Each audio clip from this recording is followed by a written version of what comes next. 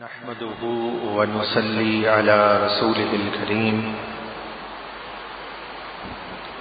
أما بعد فأعوذ بالله من الشيطان الرجيم بسم الله الرحمن الرحيم ورفعنا لك ذكرك صدق الله مولانا العظيم وبلغنا رسوله النبي الكريم إن الله وملائكته يصلون على النبي يا أيها الذين آمنوا صلوا عليه وسلموا تسليما اللهم صل على سيدنا ومولانا محمد معدن الجود والكرم وآله وصحبه وبارك وسلم صلاة وسلاما عليك يا سيدي يا رسول الله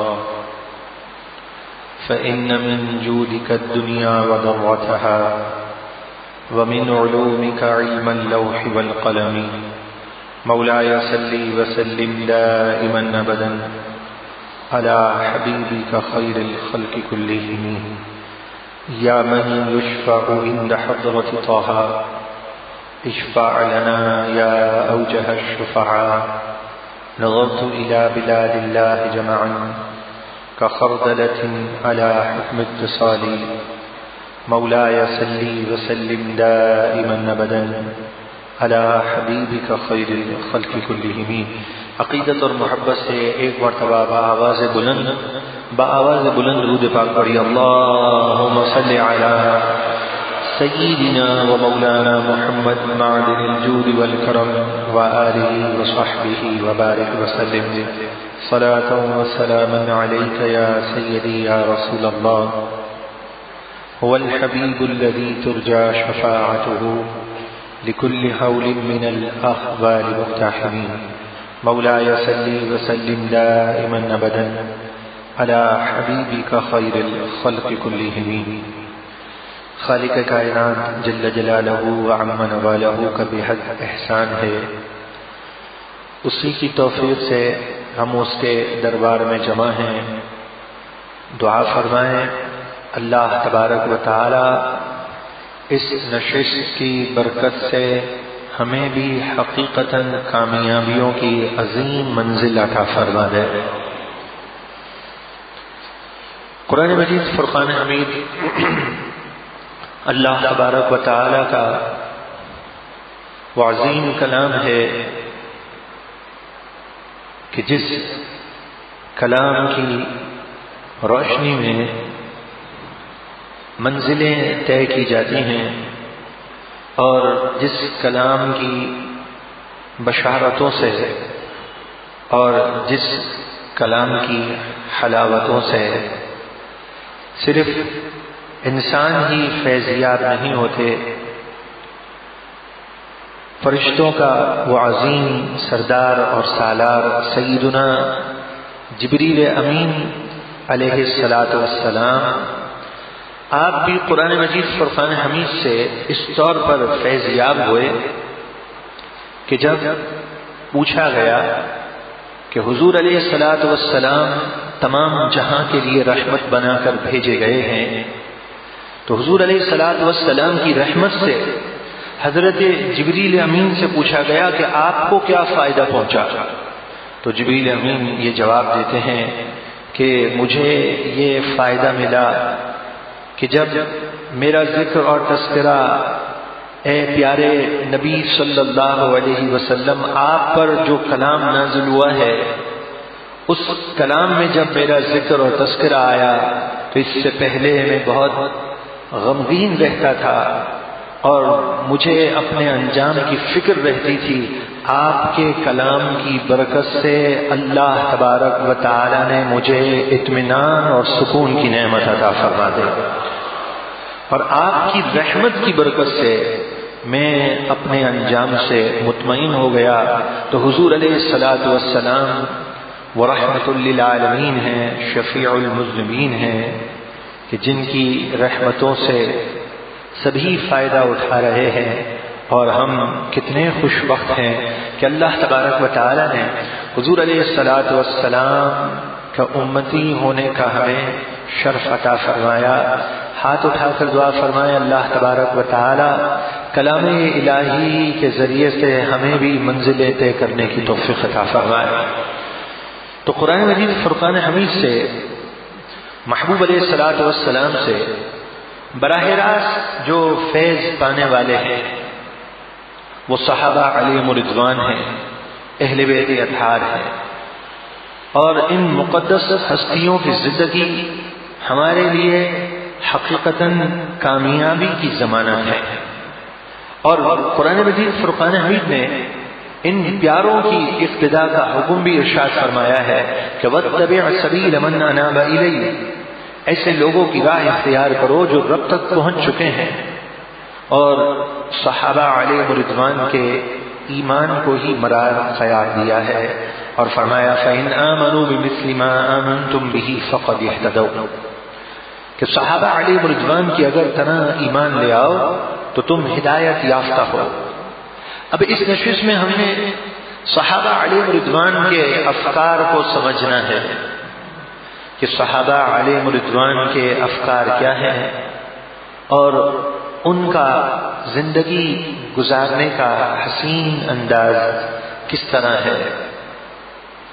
تو حضور پرنور صلی اللہ تعالی علیہ وسلم کے جلیل القدر صحابی ہیں، اور حضور علیہ الصلوۃ والسلام بیت اللہ شریف کے سامنے جلوہ فرما ہے۔ حضور صلی اللہ تعالی علیہ وسلم جب وہاں جلوہ فرما تھے تو حضرت زید رضی اللہ تعالی عنہ نے کیا دیکھا کہ ان کے والد حارثہ، ان کے چچا اور دیگر افراد جو ہیں وہ بھی بیت اللہ شریف میں داخل ہوئے۔ حضرت زید رضی اللہ تعالی عنہ نے انہیں پہچان لیا، اور حضرت زید رضی اللہ تعالی عنہ ان کو پہچاننے کے بعد حضور علیہ الصلوۃ والسلام کی طرف ہی متوجہ رہے، اور توجہ کا عالم یہ تھا کہ عرصہ دراز گزر چکا تھا، اپنے والد کو ایک نظر دیکھا، اپنے رشتہ داروں کو دیکھا، اور آپ نے ان کی طرف التفات نہیں کیا، آپ ان سے کھڑے ہو کر نہیں ملے۔ تو حدیث پاک میں آتا ہے فقال له النبی صلی اللہ علیہ وسلم من هؤلاء یا زید، حضور علیہ الصلوۃ والسلام نے ارشاد فرمایا اے زید یہ کون لوگ ہیں؟ تو حضرت زید رضی اللہ تعالی عنہ جواب دیتے ہیں فقال زید یا رسول اللہ صلی اللہ علیہ وسلم، حضرت زید رضی اللہ تعالی عنہ عرض کرتے ہیں ھذا ابی وھذا عمی وھذا واخی وھؤلاء عشیرتی، کہ اللہ کے محبوب صلی اللہ علیہ وسلم یہ میرے والد ہیں، یہ میرے چچا ہیں، یہ میرے بھائی ہیں، اور جو یہ بہت سے افراد نظر آ رہے ہیں ھؤلاء عشیرتی، یہ میرے خاندان کے افراد ہیں۔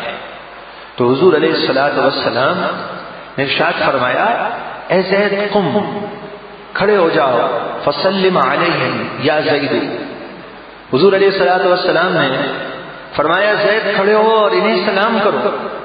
زید جو اسی طرح بیٹھے رہے، حضور علیہ الصلوۃ والسلام کی طرف ہی متوجہ رہے۔ ابھی اسلام کا وہ حکم نہیں آیا کہ غیر مسلم کو سلام نہیں کر سکتے، ابھی وہ حکم نازل نہیں ہوا۔ اس کے باوجود بھی حضرت زید رضی اللہ تعالیٰ عنہ اپنی جگہ پر بیٹھے ہوئے تھے۔ حضور علیہ الصلوۃ والسلام نے فرمایا قم یا زید فسلم علیہم، اے زید کھڑے ہو جاؤ اور جاؤ انہیں سلام کرو۔ تو حضرت زید رضی اللہ تعالیٰ عنہ حضور علیہ الصلوۃ والسلام کا حکم پا کر محبوب صلی اللہ تعالی علیہ وسلم کے ارشاد کی بجاوری میں کھڑے ہو گئے۔ تو یہاں روایت میں آتا ہے کہ حضرت زید رضی اللہ تعالی عنہ پہلے کھڑے کیوں نہیں ہوئے؟ کھڑا ہونا منع نہیں تھا، اور آپ سوچئے میرے پیارے بھائیوں، ایک عرصہ گزر چکا ہو، ایک طرف والد اپنے لخت جگر کو ڈھونڈنے کے لیے نکلا ہو، خاندان کے لوگ اس سے ملنے کے لیے بے قرار ہوں، اور وہ بے قرار لوگ کسی کو تلاش کر رہے ہوں اور حضرت زید انہیں پہچان بھی لیں.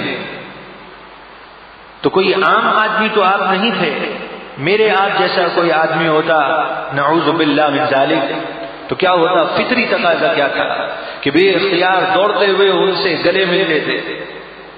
لیکن یہ حضور علیہ الصلوۃ والسلام سے عشق و محبت کا کیا آپ نے جان پیا ہے کہ راوی بیان کرتے ہیں کہ حضرت زید رضی اللہ تعالیٰ جو کھڑے نہیں ہوئے اجلالا لرسول اللہ صلی اللہ علیہ وسلم، حضور علیہ الصلوۃ والسلام کے ادب کی وجہ سے آپ نے ان کی طرف توجہ ہی نہیں کی. حضور علیہ الصلوۃ والسلام سے عشق و محبت، یہ ہے حقیقی کامیابی کہ محبوب سے عشق و محبت کا معیار اتنا بلند ہو کہ پھر نگاہوں میں اور کوئی جچتا ہی نہ ہو. تو حضرت زید رضی اللہ تعالیٰ جب ان سے ملے، اللہ اکبر، تو انہوں نے کہا اے زید آپ کہاں چلے گئے ہیں؟ عرصہ گزر گیا ہے، آپ گھر واپس لوٹ کر نہیں آئے اور ہم آپ کو لینے کے لیے آئے ہیں، ہم آپ کو لینے کے لیے آئے ہیں. تو حضرت زید رضی اللہ تعالیٰ عنہ کیا جواب دیتے ہیں؟ ما اريد برسول اللہ صلی اللہ علیہ وسلم بدلا، میں حضور صلی اللہ تعالی علیہ وسلم کے سوا کسی کو طلب ہی نہیں کرتا ہوں. میں حضور علیہ الصلوۃ والسلام کو چھوڑ کر اس کے بدلے میں کسی اور کی طرف توجہ کروں، میں اس چیز کو پسند ہی نہیں کرتا اور میں اس چیز کو قطعاً برداشت نہیں کر سکتا کہ حضور علیہ الصلوۃ والسلام کو چھوڑ کر میں تمہارے ساتھ چل پڑوں. حضرت زید رضی اللہ تعالیٰ نے یہ جواب دیا.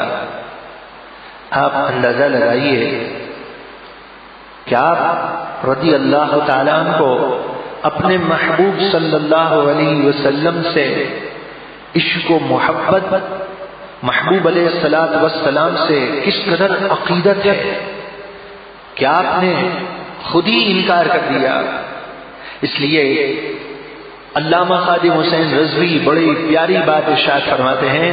آپ فرماتے ہیں عشق اپنی منزل کا تعین خود کر لیتا ہے، عشق اپنے راستے خود تلاش کر لیتا ہے، عشق کی منزل مشورے کی محتاج نہیں ہوتی کہ جب کہا کہ آپ چلیے ہمارے ساتھ میں حضور علیہ الصلوۃ والسلام سے مشورہ کر کے بتاؤں گا. آپ نے یہ نہیں فرمایا، اسی وقت جواب دیا ما اريد، میں اس چیز کو پسند ہی نہیں کرتا کہ میرے آقا صلی اللہ علیہ وسلم کے سوا میں کسی کی طرف توجہ کرنے والا ہوں. بہرحال یہ سارے جمع ہو گئے، حضور علیہ الصلوۃ والسلام سے عرض کرنے لگے کہ اللہ کے محبوب صلی اللہ علیہ وسلم زید ہمارے حوالے کر دیجیے، زید ہمیں دے دیجیے اور اس کے عوض آپ جو متعین کریں، جتنا مال ہم سے لینا چاہیں آپ وہ مال ہم سے لے لیجیے.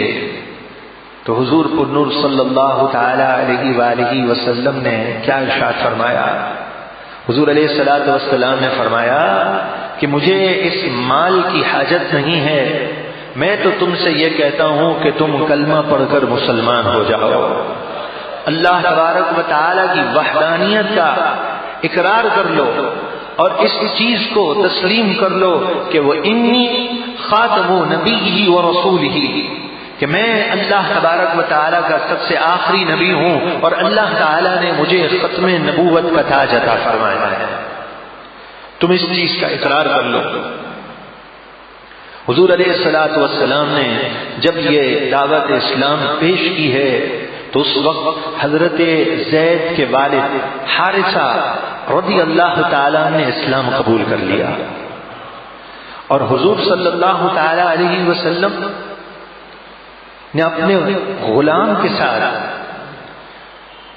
کتنی محبت اور شفقت فرمائی کہ اس محبت، اس شفقت، اس پیار کا کیا اثر تھا کہ حضرت زید رضی اللہ تعالیٰ نے جانے سے انکار کر دیا.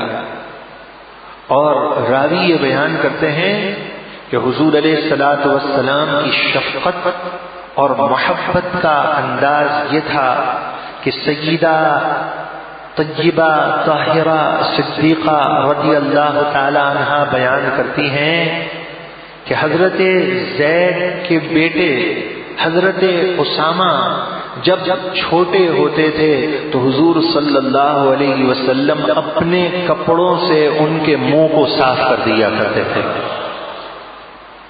وہاں تو یہ دور تھا کہ غلام سے کوئی صحیح طور پر بات کرنے کے لیے تیار نہیں ہوتا تھا، اور یہاں حضور علیہ الصلوۃ والسلام کی ادا کیا ہے کہ زید رضی اللہ تعالیٰ عنہ غلام ہیں، ان کے صاحبزادے اسامہ ہیں، ان سے حضور صلی اللہ علیہ وسلم کتنی محبت کرتے تھے کہ صحابہ علیہم رضوان یہ بیان کرتے ہیں کہ اسامۃ حب رسول اللہ، اسامۃ حب رسول اللہ صلی اللہ علیہ وسلم، جب حضرت اسامہ کا نام لیتے تھے صحابہ تو ساتھ میں یہ لقب لگاتے تھے کہ حضور کے محبوب ہیں اسامہ۔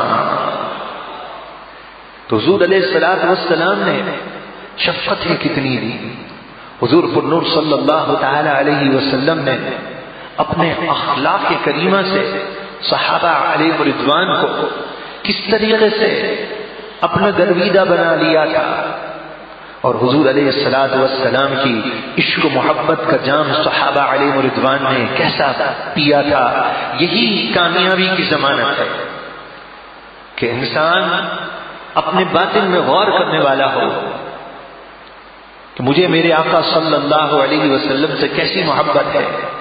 حضرت سلمان فارسی رضی اللہ تعالیٰ عنہ، آپ کا پیچھے کوئی خاندان نہیں ہے، آپ سب کچھ چھوڑ کر حضور علیہ الصلوۃ والسلام کے قدموں میں حاضر ہو گئے تھے، تو سیدہ عائشہ رضی اللہ تعالی عنہا فرماتی ہیں کہ مجھے سلمان کی قسمت پہ رشک آتا تھا کہ جب کوئی بھی نہیں ہوتا تھا تو حضرت سلمان جو ہے حضور سے فیض یاب ہویا کرتے تھے۔ تو حضور نور صلی اللہ تعالی علیہ وسلم نے خود جو اپنا تعارف کروایا اس حدیث پاک میں کہ اللہ تبارک و تعالی کی وحدانیت کا اقرار کرو اور اس چیز کو تسلیم کرو کہ میں آخری نبی ہوں، اور حضور نور صلی اللہ تعالی علیہ وسلم اللہ تبارک و تعالی کے آخری نبی ہیں، اور وَلَٰكِن رَّسُولَ اللَّهِ وَخَاتَمَ النَّبِيِّينَ، جو قرآن مجید فرقان حمید نے ارشاد فرمایا کہ آپ پر ختم نبوت ہے۔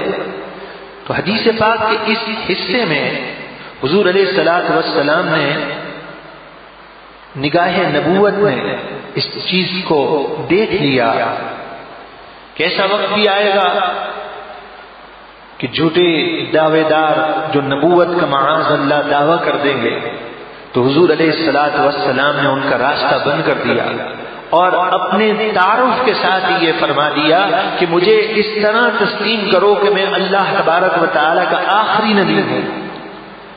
اور ہمارے جو قومی اسمبلی میں، پاکستان کی قومی اسمبلی میں جب قادیانیوں کے خلاف بل پیش ہونا تھا تو اس وقت یہود اور نصارہ کی طاقتوں نے بڑا زور لگا دیا، اور کہنے والوں نے یہاں تک کہہ دیا، علامہ شاہ احمد درانی رحمت اللہ تعالی علیہ، آپ اس وقت لیڈر تھے اور ساری محنت یہ آپ کی تھی، تو کہنے والوں نے، بڑے بڑے لوگوں نے یہ کہا کہ آپ سارے مل کر قادیانیوں کو غیر مسلم قرار دینے کی بات کر رہے ہیں، آپ سارے مل کر بھی اس چیز کی تعریف ہی نہیں کر سکتے ہیں کہ مسلمان کسے کہتے ہیں۔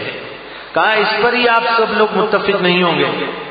تو شاہ احمد نورانی رحمت اللہ تعالی علیہ نے عبد المصطفیٰ الازہری رحمت اللہ تعالی علیہ، جن کا مزار دارالعلوم امجدیہ میں ہے، ان سے کہا کہ آپ تاریخ ایسی لکھیں کہ جو اسمبلی میں پاس ہو، جس پر سارے متفق ہوں۔ اور مسئلہ کون سا چل رہا تھا؟ مسئلہ یہ چل رہا تھا کہ قادیانی جو معاذ اللہ حضور علیہ الصلوۃ والسلام کو آخری نبی نہیں مانتے، انہیں غیر مسلم قرار دینا تھا۔ جو حضور علیہ الصلوۃ والسلام کو آخری نبی نہیں مانتے، تو کہا آپ ایسی تعریف کیجئے کہ جس سے ہماری بات ایتھینٹک ہو جائے اور ہمیں اپنے مقصد میں کامیابی ہو کہ انہیں غیر مسلم قرار دینا ہے، اب مسلمان کی تعریف کیا ہوگی؟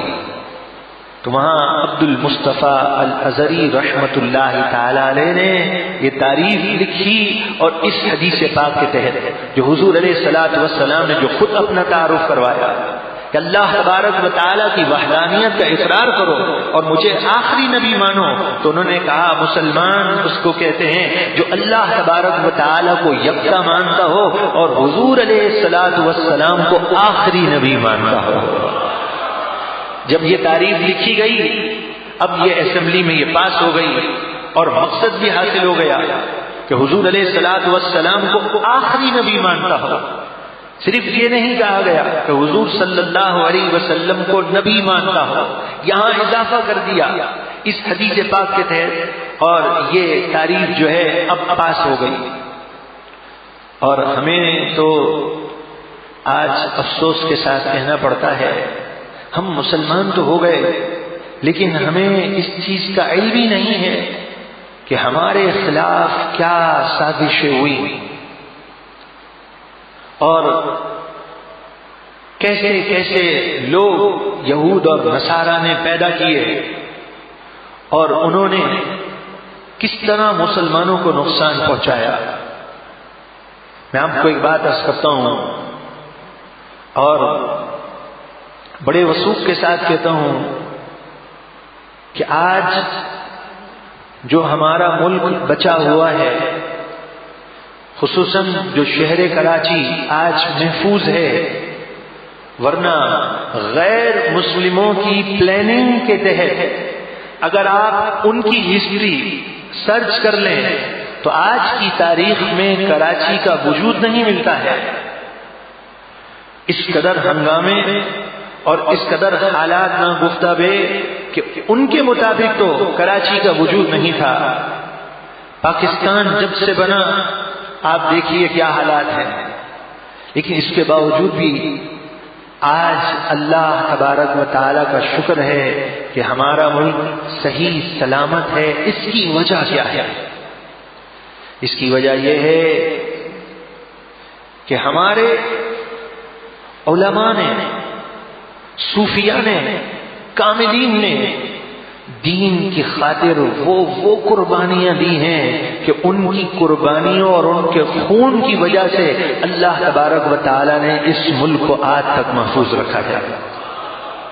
یہ میں نہیں کہہ رہا، وقت شیخ الحدیث کہتے ہیں کہ جب دوسرے ممالک میں لوگوں پر مشکلات آئیں تو وہاں کے لوگوں نے داڑیاں شہید کروا دی، انہوں نے اپنے لباس اتار لیے۔ اسپین آج نام دیکھیے، وہاں مسلمانوں کا آپ نام و نشان مٹ گیا ہے۔ تو کہا ان لوگوں نے حالات سے مقابلہ نہیں کیا، لیکن ہمارے لوگوں نے حالات سے مقابلہ کیا۔ سینکڑوں ہزاروں لوگ شہید کر دیے گئے۔ آج ہم تو بڑے آسانی سے یہاں بیٹھ کر کہہ دیتے ہیں کہ قومی اسمبلی میں بل پاس ہو گیا، قادیانی غیر مسلم قرار دیے، لیکن اس کے پیچھے داستان کون سی ہے؟ ہمارے علماء نے کس طرح جیلیں کاٹی ہیں، کتنے لوگ شہید ہوئے ہیں، یہود اور نصارہ کی چیخیں نکل گئی تھی، کیونکہ انہوں نے مرزا کو تیار کیا تھا۔ یہ تاریخ کی وہ باتیں ہیں جس کا انکار نہیں کیا جا سکتا۔ اور پھر ان یہود اور نصارہ نے اس شخص کو تیار کرنے کے بعد لوگوں میں اس کی شہرت کے لیے کیا کہا کہ یہ بہت بڑا ایک مناظر ہے، اور ابتداءً کہا کہ دیکھو بڑے بڑے عیسائیوں کو یہ مناظرے میں ہارا دیتا ہے، اس سے کوئی جیت نہیں سکتا، بڑے بڑے لوگ اس سے ہار دیتے ہیں، شکست تسلیم کرتے ہیں۔ یہودیوں کی پلاننگ تھی کہ کسی طریقے سے مرزا قادیانی کو لوگوں میں متعارف کروا دے، اور لوگ یہ کہنے لگے بہت بڑا عالم ہے، اس نے عیسائیوں کو لاجواب کر دیا ہے۔ آج جب یہ بات ہم سنتے ہیں تو باخدا کسی کی محض مخالفت کا میں ویسے ہی قائل نہیں ہوں، کسی کی مخالفت میں نہیں کہہ رہا، لیکن جب مرزا قادیانی کا آپ عمیق نظروں سے مطالعہ کریں گے، یہود اور نصارہ کی سازشیں جب سامنے آئیں گی تو یہ بات واضح ہوگی کہ یہود اور نصارہ دشمنان اسلام نے یہ جھوٹا پروپیگنڈا عام کیا، ایسے مناظر دکھائے جس سے عیسائی لاجواب ہو جائیں۔ تو آج جب یہ بات میں آپ سے عرض کر رہا ہوں تو اس دور میں ذاکر نائک جیسے لوگوں کو پیدا کر دیا گیا، لیکن آج افسوس اس بات کا ہے کہ لوگوں کو دین کا اصلی نقشہ دکھائیں، دین کس چیز کا نام ہے اس بارے میں بتائیں تو لوگ کہتے ہیں مولانا لوگوں کی عادت ہے، ایک دوسرے کی مخالفت ان کا کام یہی رہ گیا ہے۔ مرزا قادیانی کو اسی طرح تیار کیا گیا، اس نے پہلے معاذ اللہ نبوت کا دعویٰ نہیں کیا، پہلے اس نے کہا میں مجدد ہوں، عیسائیوں سے مناظرہ کرتا ہوں، کوئی مجھ سے مناظرہ نہیں کر سکتا۔ اس نے کہا پھر میں ملہم ہوں، میرے اوپر الہام ہوتا ہے، پھر نے کہا میں غوث زماں ہوں، پھر معاذ اللہ یہ بدلتے ہوئے اس نے عیسیٰ علیہ السلام کی شان میں توہین کی، اور اس نے یہ عقیدہ بیان کیا کہ عیسیٰ علیہ السلام جو ہیں یہ حیات نہیں ہیں، کچھ قول ضعیف اس نے لیے۔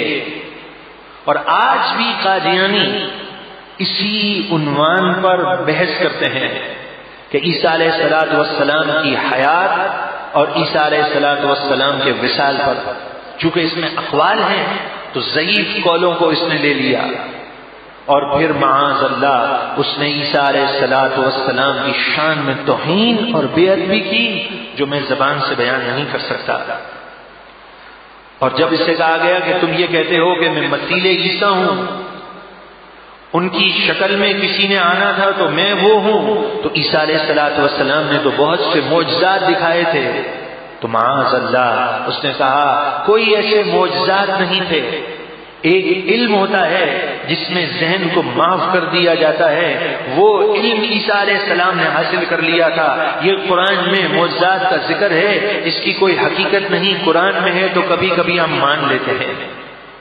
اس نے اس قدر کفریات لکھے، لیکن ابتدا میں کیا لکھا کہ میں حضور صلی اللہ علیہ وسلم کو آخری نبی مانتا ہوں، پھر اس نے کہا میں بروزی نبی ہوں، ذلی نبی ہوں، بالفعل تو حضور صلی اللہ علیہ وسلم ہی نبی ہیں، اور باقی جو ہیں جتنے نبی ہیں ان سے پرتو، ان سے عکس لے کر نبی بنے ہیں، اور خاتم النبی کے معنی مہر لگانے والا، تو آپ کے بعد اور کوئی نبی بھی آ جائے تو مہر تو نبی کی ہی چلتی ہے۔ اس نے نبی پاک صلی اللہ تعالی علیہ وسلم کا نام استعمال کر کے دیگر انبیاء کی شان میں توہین کی اور عقیدہ کفر بیان کیا کہ سارے نبی جو ہیں بالفعل نبی ہیں، نبی پاک صلی اللہ علیہ وسلم بھی بالفعل نبی ہیں، تو کہنے لگا نہیں، بالفعل نبی تو حضور علیہ السلام ہے، باقی سارے جو ہیں ان سے فیض لے کر نبی ہیں، یعنی اصل نبوت انہیں ملی ہی نہیں ہے، تاکہ یہ اپنا راستہ نعوذ باللہ صاف کر رہا تھا۔ تو اس نے اس طرح کے عقائد گھڑے، کفریات، تو اس سے جب کہا کہ آپ سے جو ہے عیسیٰ علیہ السلام سے تو معجزات کا ظہور ہوتا تھا، اور تم کہتے ہو کہ میں مسیح عیسیٰ بن کر آ گیا ہوں، اور آپ تو غیب کی خبر دیتے تھے، تو اس نے کہا میں بھی خبریں دیتا ہوں، اس نے جھوٹی خبریں دی، لوگوں نے کہا تم جو خبر دیتے ہو وہ خبر تو خلاف واقع ہوتی ہے، تو معاذ اللہ اس نے کہا انبیاء علیہ السلام سے ایسی غلطیاں ہوتی رہی ہیں، اور ایک بادشاہ تھا اس سے 400 نبیوں نے فرمایا کہ تم جہاد پہ نکلو، فتح تمہارے قدم چومے گی، اور دیکھو کیا لکھا ہوا ہے، وہ بادشاہ جہاد پر نکلا اور بادشاہ کو وہیں جو ہے شہید کر دیا گیا۔ تو انبیاء علیہ السلام سے ایسی غلطیاں ہوتی ہیں، اصل وہی تو درست ہوتی ہے، لیکن سمجھنے میں انبیاء کو غلطی ہو جاتی ہے، جیسے حضور علیہ الصلوۃ والسلام بھی معاذ اللہ احرام باندھ کر چلے تھے عمرہ کرنے کے لیے اور پھر عمرے سے روک دیا گیا، تو حضور علیہ الصلوۃ والسلام کو بھی غلطی ہو گئی، اس لیے معاذ اللہ مجھ سے بھی وہی سمجھنے میں غلطی ہو جاتی ہے، نعوذ باللہ من ذالک۔ یہ ساری باتیں اس نے کہیں، ایسا شخص جس نے اس قدر کفر کہے، اس کے باوجود بھی نعوذ باللہ من ذالک اس کے کئی پیروکار ہو گئے۔ اور جب یہ قومی اسمبلی میں ہماری یہ بل پاس نہیں ہوا تھا کہ قادیانی غیر مسلم ہیں، باقاعدہ ان کی مساجد تھیں ہمارے ملک میں، اذانیں ہوتی تھی، جس طریقے سے بد مذہبوں کی جس طرح اذان سے پہلے جو درود و سلام نہیں پڑھتے، ان کی بھی مساجد تھی، اور جس طریقے سے مسلمانوں کے مراکز ہیں ان کے بھی مراکز تھے۔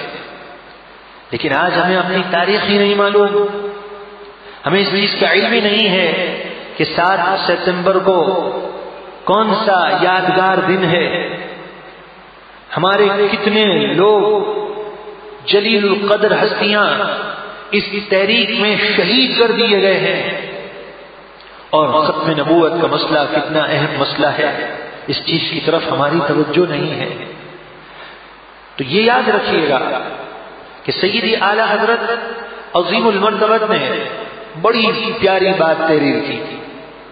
آپ فرماتے ہیں کہ جب بھی کسی قادیانی سے بات ہو تو سب سے پہلے اس سے یہ بات ہوگی کہ یہ بتاؤ کہ تم مرزا کو جو کچھ مانتے ہو وہ تو جھوٹ کہہ دیں گے، ہم نبی نہیں مانتے، مجدد مانتے ہو، خلیفہ مانتے ہو، بروزی نبی مانتے ہو، معاذ اللہ۔ تو اعلیٰ حضرت فرماتے ہیں سب سے پہلے تو یہی بات ان سے کی جائے گی کہ بتاؤ مجدد ہونا، قطب ہونا، غوث ہونا تو بہت بڑی بات ہے، پہلے اس کا مسلمان ہونا ہی ثابت کر دو۔ اعلیٰ حضرت فرماتے ہیں اس عنوان پر کبھی یہ گفتگو کرنے کے لیے تیار نہیں ہوں گے۔ ہمارے ایک دوست ہیں، وہ قادیانیوں کے مرکز میں گئے پاکستان میں، 2 دن وہاں ٹھہرے رہے، 2 دن، اور ان سے یہ بات کہتے رہے کہ ہمیں یہ ثابت تو کرو کہ مرزا جو ہے وہ مسلمان ہے۔ تو کہنے لگے ایک بہت لمبی طویل بحث ہے، ابھی اس کا وقت نہیں ہے، پھر کسی وقت ہم اس بحث میں پڑیں گے۔ آج ہم جو بحث کریں گے وہ یہ کریں گے کہ عیسیٰ علیہ السلام کی حیات ثابت ہے یا نہیں ہے۔ تو اعلیٰ حضرت فرماتے ہیں سب سے پہلے ان سے یہ کہو کہ مرزا کو تم معزز مانتے ہو، مجدد مانتے ہو، تو بتاؤ پہلے اس کے جو یہ کفریہ عقیدے ہیں، عیسیٰ علیہ السلام انبیاء کی شان میں جو توہین کی ہے، بتاؤ یہ عقیدے کا حامل کبھی مسلمان ہو سکتا ہے؟ بحمد اللہ تعالی یہ امت پر بہت بڑا ایک احسان ہوا جو قائد ملت اسلامیہ علامہ شاہ احمد نورانی رحمت اللہ تعالی علیہ نے خدا کی قسم ہمارے نسلوں پر احسان عظیم فرمایا ہے، ورنہ آج ان کے اتنے مراکز ہوتے کہ ہم سوچ نہیں سکتے ہیں۔ اس لیے آج بھی معاذ اللہ مجھے کہتے ہوئے شرم آتی ہے کہ ویب سائٹ اسلام کے نام پر جتنی ہیں سب سے زیادہ ویب سائٹ ان قادیانیوں کی ہیں۔ اللہ کا شکر ہے ہمارے علاقے میں ان کا اثر و رسوخ نہیں ہے، لیکن پنجاب کے ایسے گاؤں ہیں کہ گاؤں کے گاؤں خالی ہو گئے۔ کہا یہ لوگ کہاں گئے؟ کہا یہاں سے اکثر لوگ کینیڈا شفٹ ہو گئے، برطانیہ لندن شفٹ ہو گئے۔ کہا کیسے؟ کہا جیسے جیسے قادیانی بنتے تھے انہیں وہاں کی انٹری مل جاتی تھی۔ پوچھئے وہاں کے باہر کے لوگوں کو کہ 9/11 کا جب واقعہ ہوا کہا مسلمانوں کو ہم یہاں نہیں رہنے دیں گے، تو ان مسلمانوں نے اپنے آپ کو قادیانی لکھ دیا۔ معاذ اللہ قادیانی لکھنے سے وہ اسلام سے خارج ہو گئے۔ یہ میں شرعی مسئلے بیان کر رہا ہوں۔ انہوں نے کہا تھوڑی دیر کے لیے ہم یہ لکھ دیتے ہیں، بعد میں درست کر لیں گے۔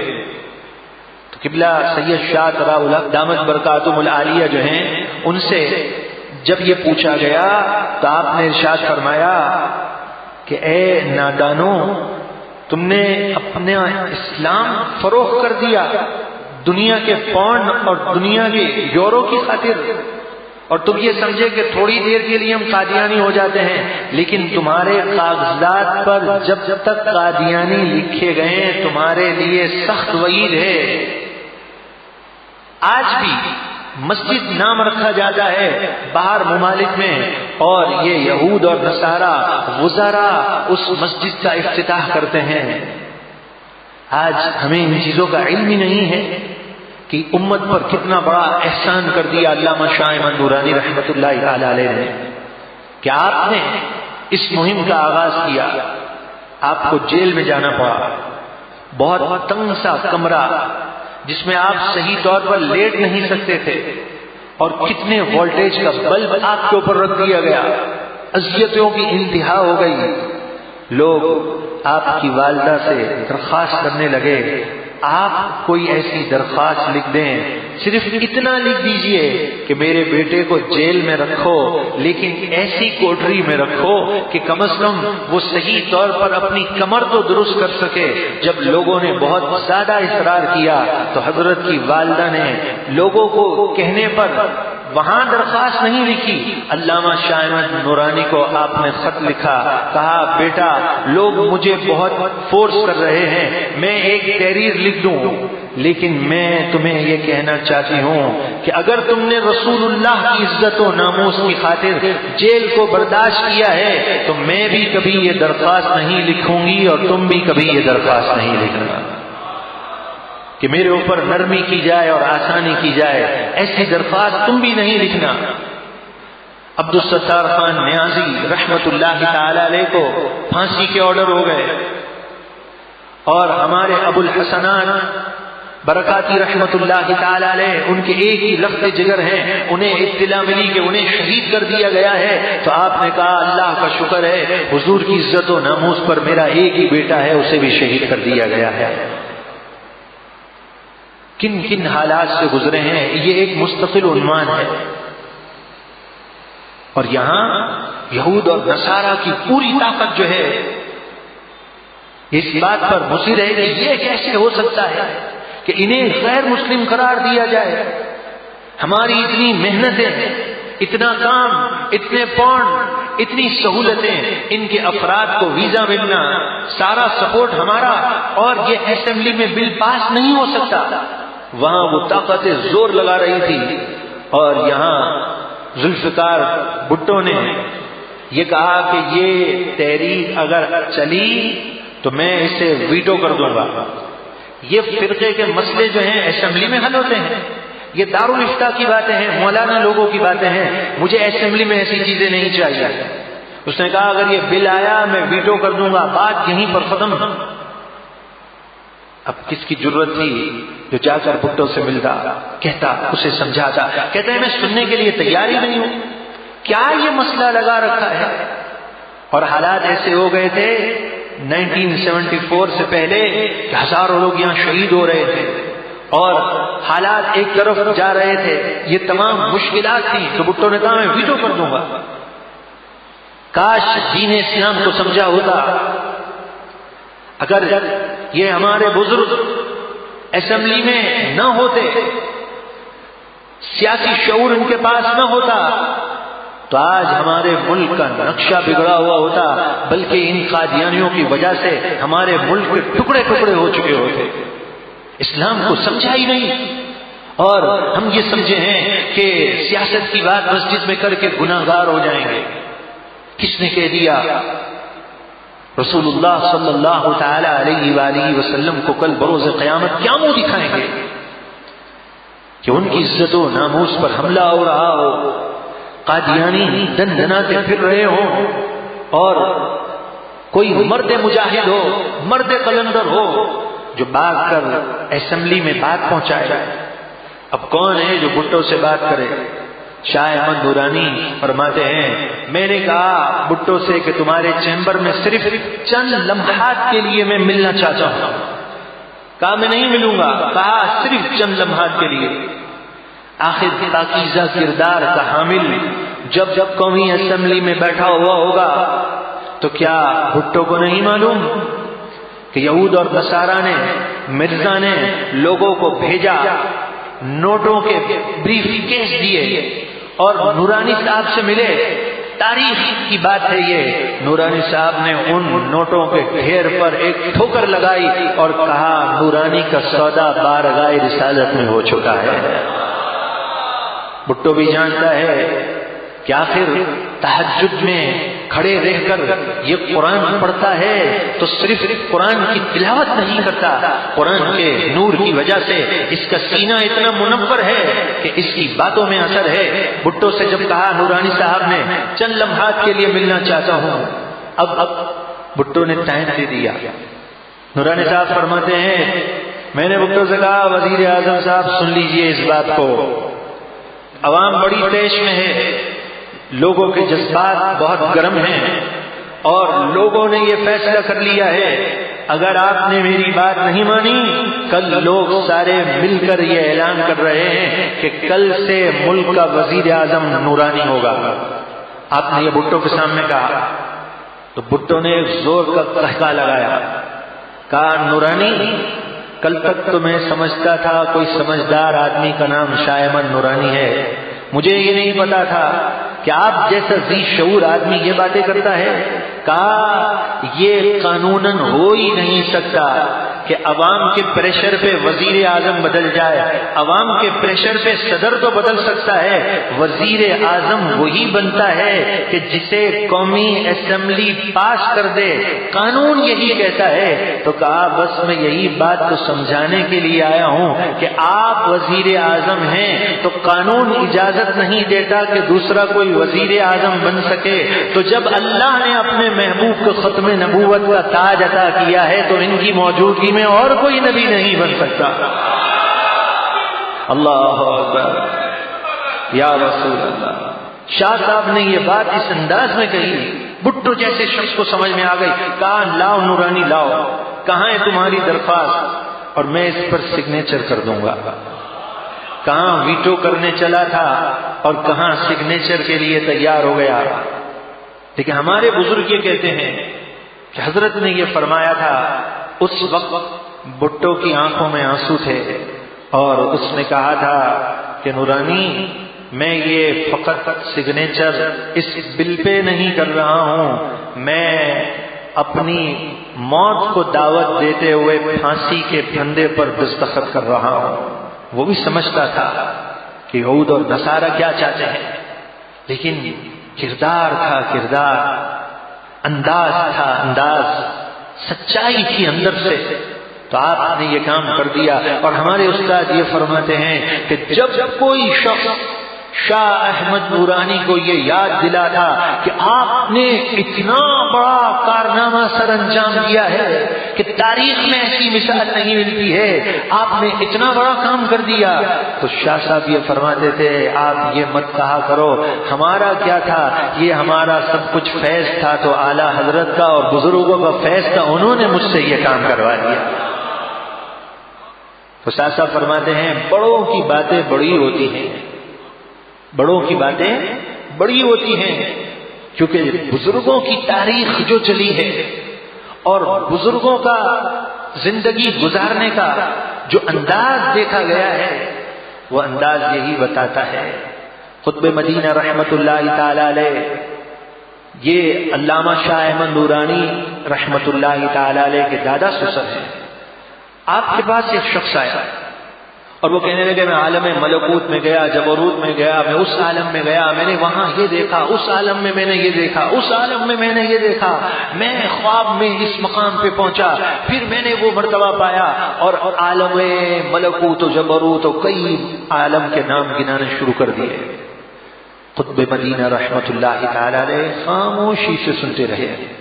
جب وہ کافی دیر تک بولتے رہے تو انہوں نے کہا حضرت تو کوئی جواب ہی نہیں دے رہے اور آپ خاموش بیٹھے ہوئے ہیں۔ تو کہا حضور آپ کچھ بولتے کیوں نہیں ہیں، آپ کچھ جواب ہی نہیں دے رہے۔ تو آپ نے فرمایا فقیر اتنا کہتا ہے کہ جس نے ان عالم کی سیر نہ کی ہو اسے کیا معلوم، اور جس نے اس عالم کی سیر کی ہو اسے گفتگو ہی کبھی نہیں کی جاتی ہے کہ میں نے یہ دیکھا وہ دیکھا. جس نے دیکھ لیا ہوتا ہے دیکھنے کے بعد گفتگو اس سے یہ نہیں ہو سکتی کہ دیکھنے والا اپنی ان چیزوں کو بیان کرتا ہے اور میرے جیسے شخص نے دیکھا ہی نہ ہو تو وہ کیا کہہ سکتا ہے. کہا اس دن کے بعد وہ بزرگ آئے کئی مرتبہ، اس وقت انہوں نے گھٹنے پکڑ کے رونا شروع کر دیا، لیکن اس کے بعد کہا زندگی میں آئے لیکن پھر ہم نے کبھی بولتے ہوئے نہیں دیکھا، خاموش بیٹھے رہے. بزرگوں نے کام کیے جب تو کام کرنے کے بعد کہا نہیں اس میں ہمارا کمال نہیں ہے، اسلام یہی بتاتا ہے، اسلام یہی سکھاتا ہے. صاحب قصیدہ بردہ حضور علیہ الصلوۃ والسلام نے چادر عطا فرمائی.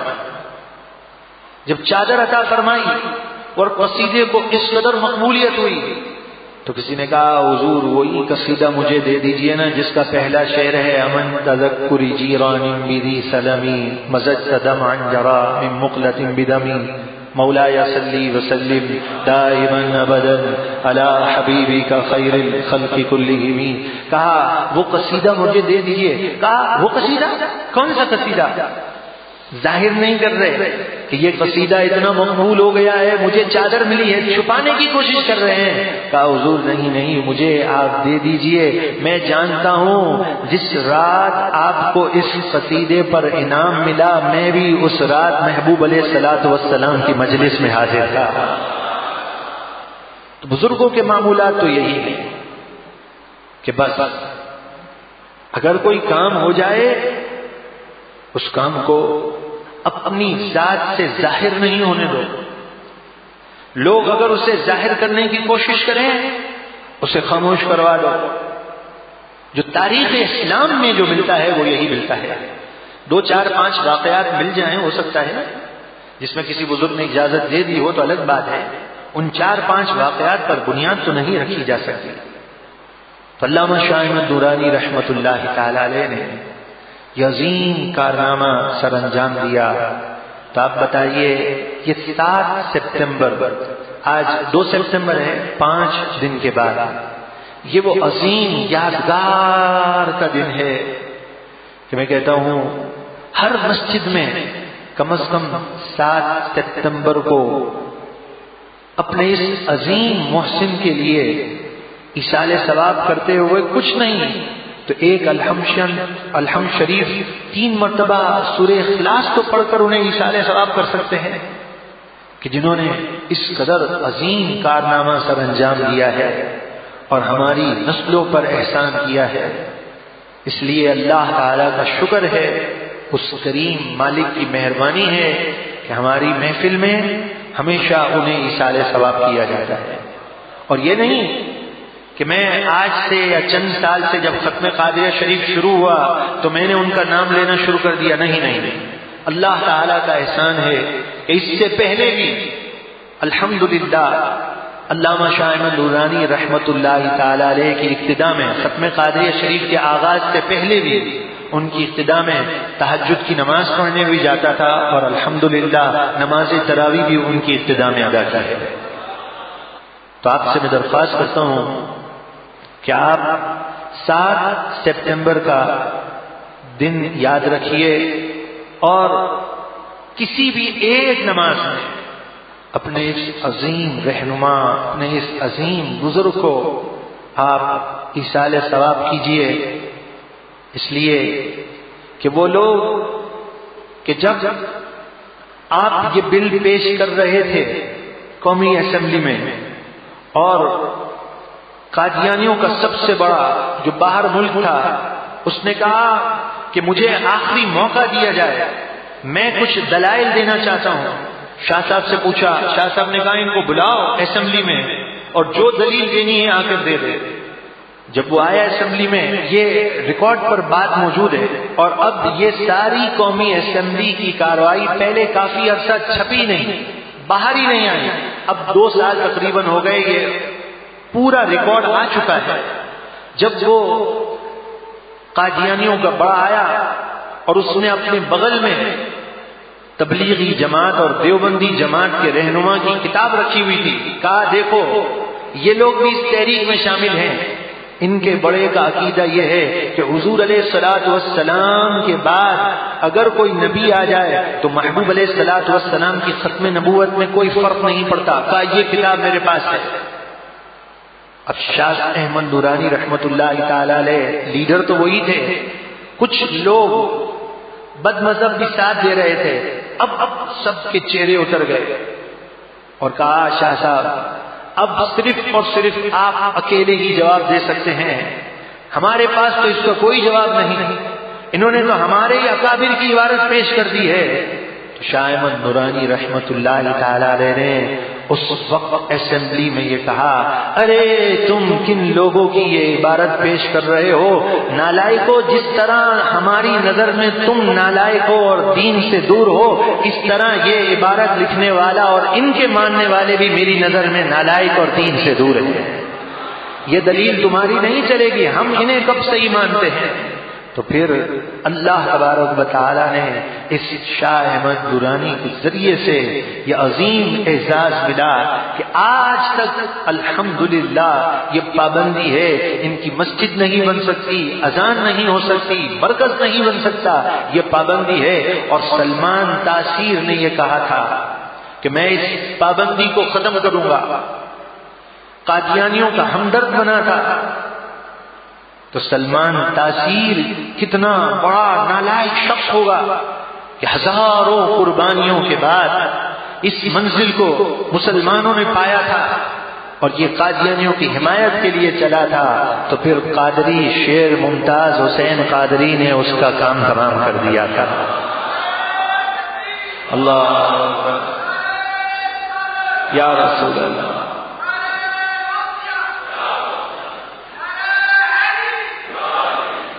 اب کہیں گے کہ عنوان ہمارا حقیقی کامیابی ہے. ذکر صحابہ کا چل رہا تھا اور بات کہاں نکل گئی؟ تو حقیقتاً کامیابی کا معیار یہی ہے کہ حضور سے عشق و وفا کرتے ہوئے اپنے جذبات کو اس طرح ابھار کے رکھو کہ حضور صلی اللہ علیہ وسلم کی عزت و ناموس کی بات آ جائے تو بس پھر جذبات قابو میں نہ رہے. اور یہ میں اپنی طرف سے نہیں کہہ رہا، کامیابی اسی چیز کا نام ہے. آئیے میں آپ کو صحابہ علیہ رضوان کی بات سناتا ہوں جو ہمارا عنوان ہے کہ جب کعب بن اشرف یہودی جو گستاخی کیا کرتا تھا، میرے آقا صلی اللہ علیہ وسلم نے فرمایا کہ کون ہے جو اس کا کام تمام کرے گا؟ اور میرے آقا صلی اللہ علیہ وسلم کیا فرماتے ہیں؟ آپ ایسے رحمت والے آقا ہیں کہ آپ فرماتے ہیں کہ تم میں سے کوئی بھی شخص کسی جانور کے منہ پہ نہ مارے، اس لیے کہ وہ اللہ تبارک و تعالی کی حمد کرنے والا ہوتا ہے جو جانور کے منہ پہ مارنے سے روک رہے ہیں. اور میرے آقا صلی اللہ علیہ وسلم فرماتے ہیں، بخاری کی حدیث ہے کہ وہ عورت جس نے اہتمام کیا اور ایک پیاسے کتے کو پانی پلایا تھا، میرے آقا فرماتے ہیں رب کو اس کی یہ نعمت، اس کی یہ نیکی پسند آ گئی اور اللہ تعالی نے اس عورت کی بخشش اور مغفرت فرما دی. وہ آقا صلی اللہ علیہ وسلم فرماتے ہیں کہ کون ہے جو کعب بن اشرف کی گردن اتار کے لائے گا؟ رحمت للعالمین ہے، خود فرما رہے ہیں. اور یہاں ایک بات سمجھیے کہ جب میرے آقا صلی اللہ علیہ وسلم نے یہ فرمایا کون ہے، تو محمد بن مسلمہ رضی اللہ تعالیٰ عنہ تیار ہو گئے اور آپ کیا کیا عرض کرتے ہیں، یا رسول اللہ صلی اللہ علیہ وسلم فأذن لی ان اقول شیئا، کہ آپ مجھے اجازت دے دیں ان اقول شیئا، کہ جب میں اس گستاخ کے پاس جاؤں تو کسی طریقے سے میں اسے اپنے قابو میں کر لوں، آپ مجھے اجازت دے دیں. تو میرے آقا صلی اللہ علیہ وسلم نے فرمایا تمہیں اجازت ہے، اس گستاخ کی گردن تم مار دو، اس لیے کہ یہ اللہ اور اس کے رسول کو اذیت دینے والا ہے. گستاخی تو محبوب کی کرتا تھا، محبوب فرماتے ہیں اذیت میرے رب کو دینے والا ہے، اس لیے حضور کی شان میں گستاخی اور بے ادبی اللہ تبارک و تعالیٰ اس چیز کو برداشت نہیں فرماتا، اس کی غیرت کو برداشت نہیں ہے۔ اب وہ واقعہ تو بڑا طویل ہے، میں اس واقعے کا اگلا حصہ میں آپ سے عرض کرنا چاہتا ہوں تاکہ آج یہاں کھڑے ہونے کے بعد شیطان کسی پر حملہ آور نہ ہو جائے کہ حقیقی کامیابی کا عنوان کیسا عنوان تھا، تو آپ کا دل کہے کہ واقعی حقیقی کامیابی اسی چیز کا نام ہے۔ گستاخ کا سر تو تن سے جدا کر دیا محمد بن مسلمہ رضی اللہ تعالیٰ نے۔ اب ایک وہ وقت آیا کہ جب آپ بوڑھے ہو گئے اور مروان کا دور خلافت آ گیا۔ مروان کے دور خلافت میں بات چل نکلی کہ کعب کا جو قتل تھا وہ کیسے ہوا۔ تو ایک شخص وہاں بیٹھا ہوا تھا، اس نے کہا کہ غدرن یہ دھوکے سے قتل ہوا تھا۔ محمد بن مسلمہ وہاں بیٹھے ہوئے تھے، آپ نے یہ بات سن لی۔ راوی بیان کرتے ہیں جب آپ نے یہ بات سنی تو کہا اے مروان، اس شخص نے رسول اللہ صلی اللہ علیہ وسلم کی شان میں گستاخی اور بے ادبی کی ہے۔ پوچھا یہ گیا کہ یہ قتل کیسے ہوا گستاخ کا؟ جواب یہ دیا اس شخص نے، کہا کہ یہ دھوکے سے قتل ہوا۔ تو محمد بن مسلمہ کو جلال آ گیا۔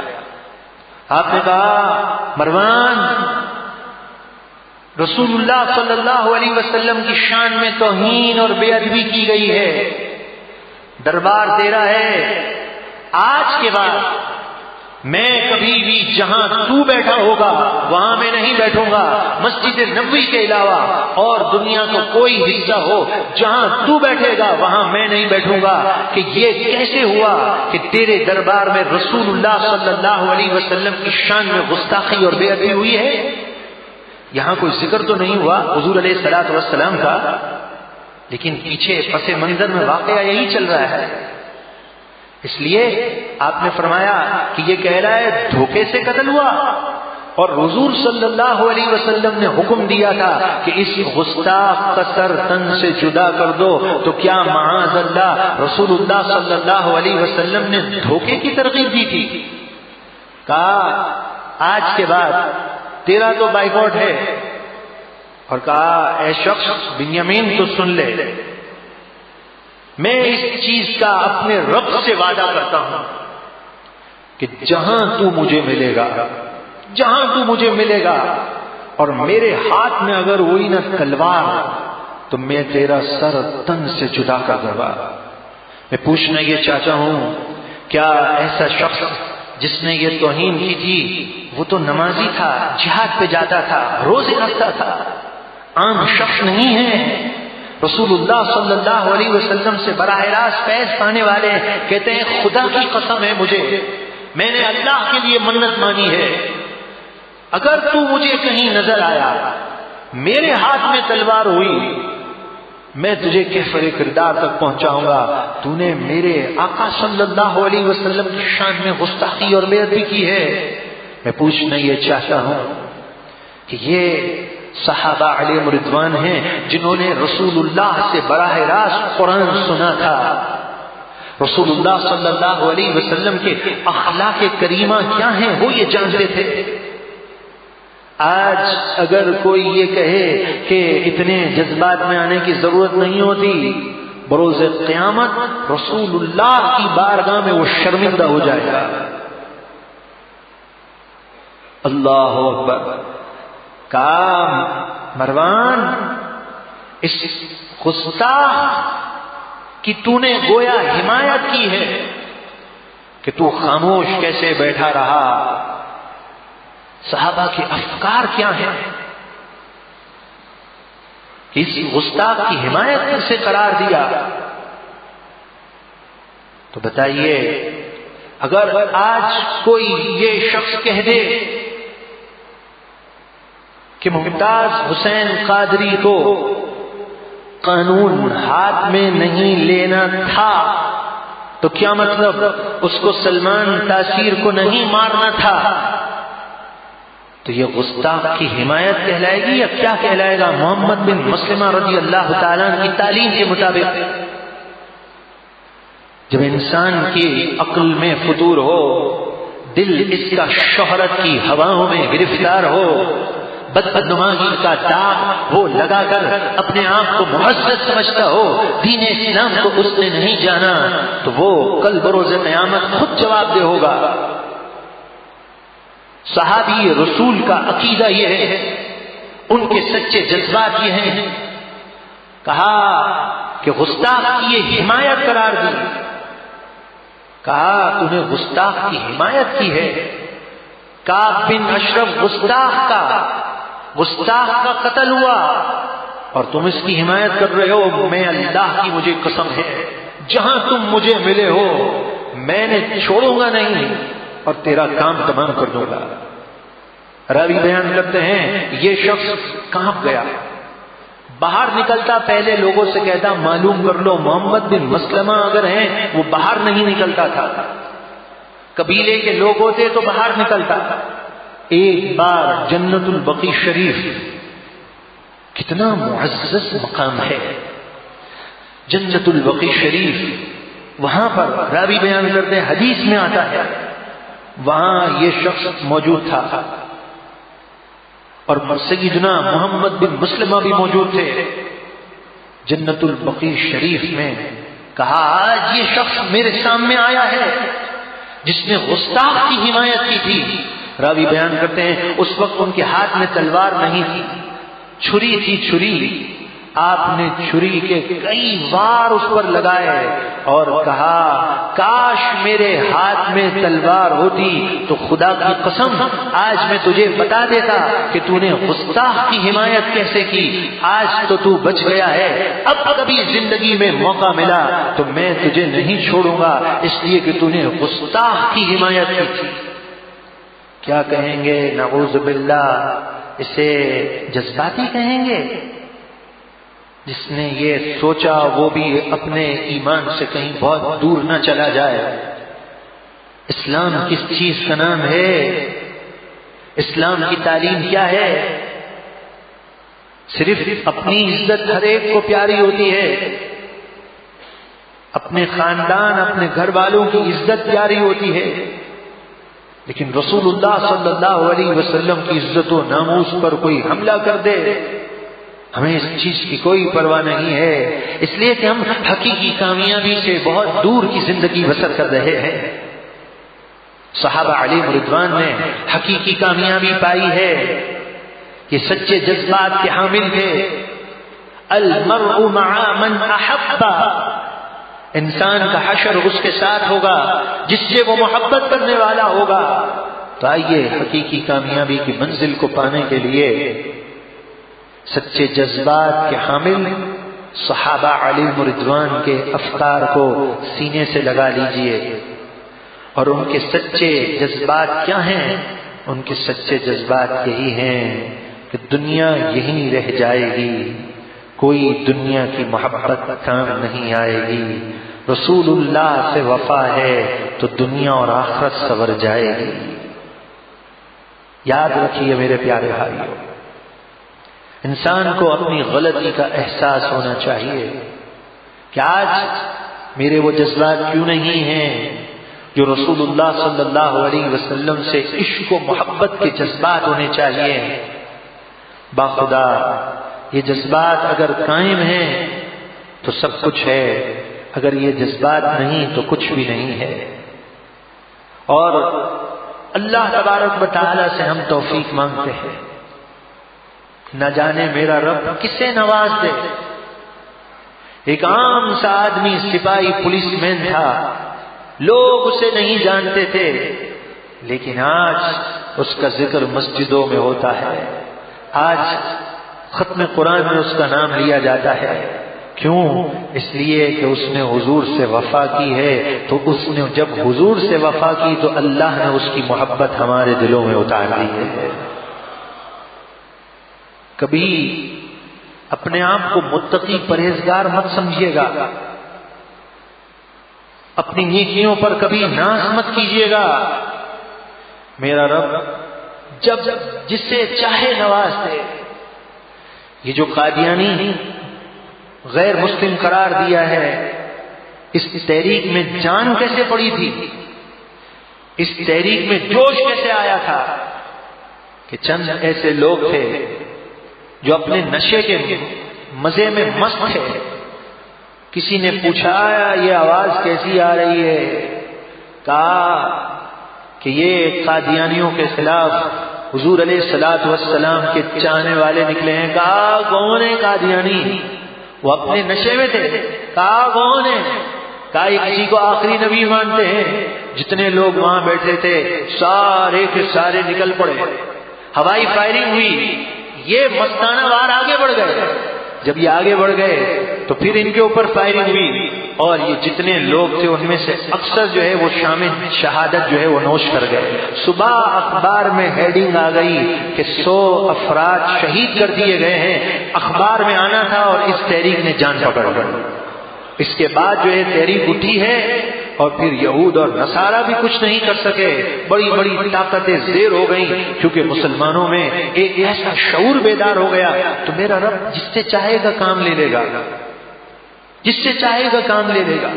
ہمارا کام یہ ہے کہ جس نے محبوب علیہ السلام سے وفا کی ہے، ہماری ہمدردی اور ہمارے جذبات اس کے ساتھ ہونے چاہیے. ہم اس چیز کے پابند ہیں، از ہوئے مسلمان ہم اس چیز کے پابند ہیں. ہاں اپنی طرف سے ہم مفروضے گھڑ لیں تو یہ غلطی ہے. دین اسلام کسی کا محتاج نہیں ہے. اسلام نے سمت مقرر کر دی ہے کہ جو تم اپنے لیے پسند کرتے ہو اپنے مسلمان بھائی کے لیے پسند کرو. تو اگر آج اس مسجد سے ممتاز حسین قادری کا ذکر ہوتا ہے تو باخدا یہ رسول اللہ صلی اللہ علیہ وسلم کا کرم ہے اور ان کی نظر عنایت ہے کہ یہ ذکر ہوتا ہے، اور انشاءاللہ یہ ذکر ہوتا چلا جائے گا. اللہ اکبر.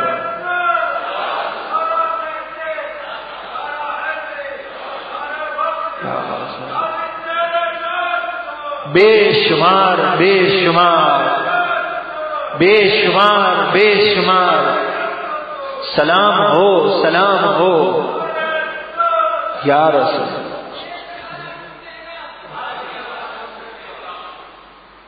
بس اس بارگاہ سے ہمیں قبولیت کی مہر مل جائے کہ ہم اس غازی جیسے تو کیا اس کے کروڑویں حصے جیسے بھی نہیں ہو سکتے، لیکن اے غازی آپ تو جاگتی ہوئی آنکھوں سے رسول اللہ کا دیدار کرتے ہیں. آپ نے تو حضور سے وفا کی ہے.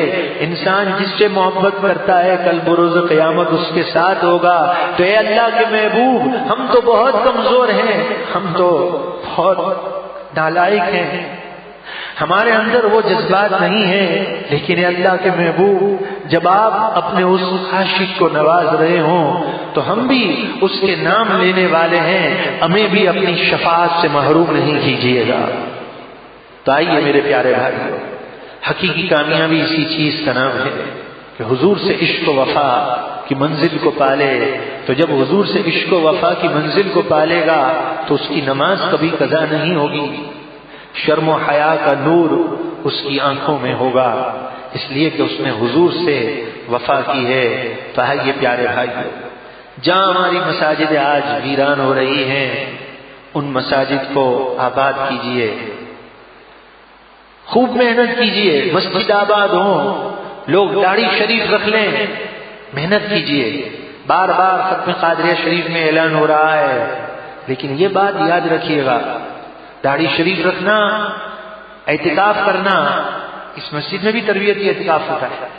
یہ سارے اعمال ایک طرف ہیں.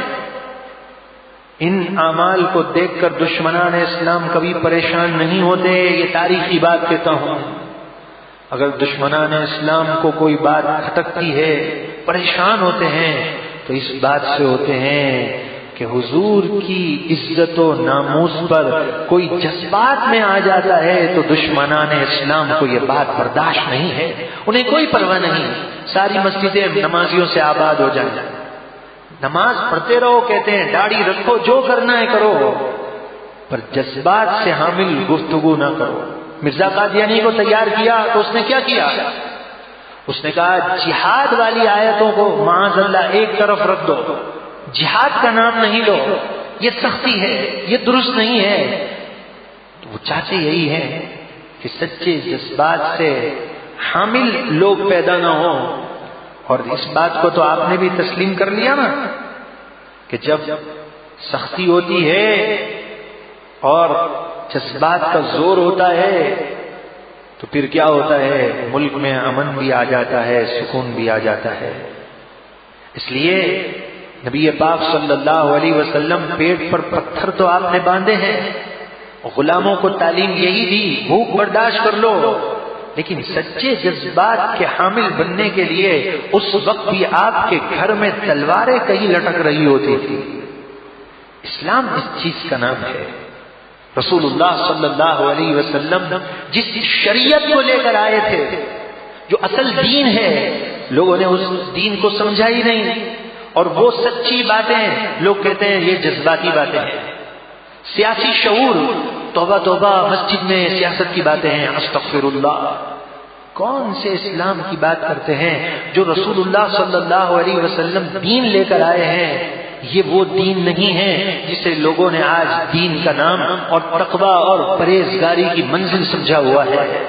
بخدا میں صحیح کہتا ہوں، کام ہمارا حقیقت سے متعارف کروانا ہے، ماننا نہ ماننا اپنے مقدر کی بات ہے. بروز قیامت کی شرمندگی سے رب مجھے بھی اور آپ کو بچا لے. اس شرمندگی سے بچنے کے لیے یہی پیغام ہے کہ زندگی بسر اسی طرح اب ہمیں کرنی ہے کہ میرا تو سب کچھ آپ پر قربان. بس جب سب کچھ قربان کر دیا تو ہم تو نعرہ لگا رہے نا، جس نے حقیقتاً قربان کیا ہے اس کو کبھی فراموش نہیں کرنا.